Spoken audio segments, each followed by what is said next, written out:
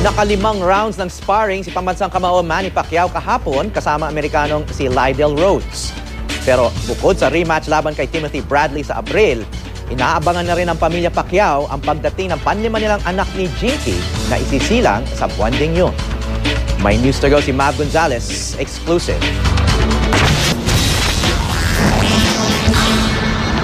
Isinara na ang Pacman Wildcard Gym sa General Santos City para sa private training ni Manny Pacquiao. Nilagyan ng tabing ang glass door at mga miyembro lang ng Team Pacquiao ang pinayagan sa loob. Hindi naman nakalusot sa brownout ang gym. Ngunit dahil nga sa madalas na power interruption sa Gensan, may nakahandang generator kaya nabuksan din ang ilaw, aircon at timer.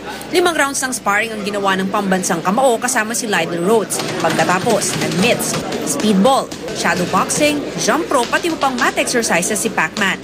Iba yung kondisyon natin kasi lagi tayong naglalaro, hindi tayo napahinga. Hindi palagi tayong exercise everyday, playing basketball at saka siyempre takbo. Bumisita rin sa training sina Court Administrator Attorney Midas Marquez at Senador Bong Revilla. Sa tingin ko siya nanalo dun eh. So this time, mas papakita ni Manny na ina-knockout niya yan for sure. Kaya no doubt, lalo na sa nakita ko yung bilis niya, yung power niya.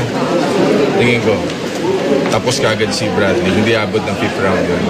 Samantala, isa na namang baby boy ang madadagdag sa lumalaking pamilya ni Manny at Jinky Pacquiao. Excited ako siyempre. Excited ako na si baby boy. Meron ba kayong name na naisip? Meron na. Israel. 7 buwan ng buntis si Jinky. Medyo maselan daw ito kaya palagi lang nasa bahay. Hindi na rin siya makakasama sa laban ni Pacman sa Las Vegas dahil sa Abril na siya manganganak. Nang tanungin naman kung magiging boksingero rin ang bago nilang baby boy, may ibang pangarap daw si Manny para sa kanya. Magiging boxer din ba yan? Basketball player? Good preacher.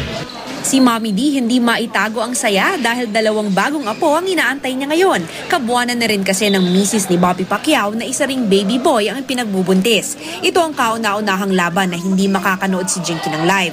Kaya si Mommy D na lang daw ang representative niya sa Las Vegas. Masaya ako, excited na ako makita. Yung isa lalabas sa March, yung isa sa April. Pero hindi, malungkot ako talaga kasi hindi pa kasama si Jinky doon sa Amerika, maiwan siya dito sa namin. Ako na lang sasama ni anak, punta sasama sa anak ko.